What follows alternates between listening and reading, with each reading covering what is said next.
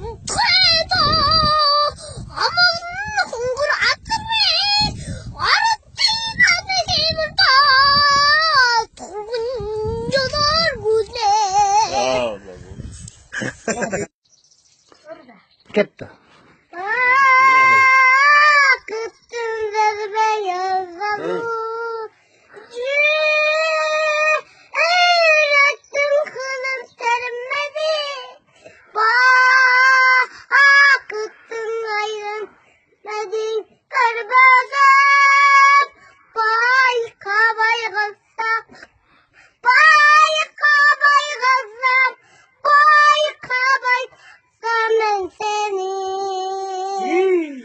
여자도 닥.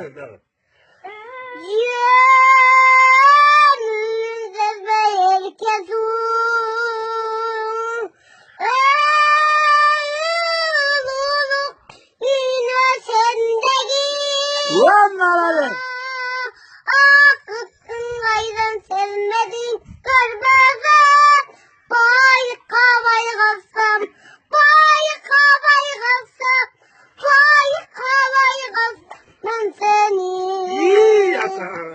마라 됐겠다.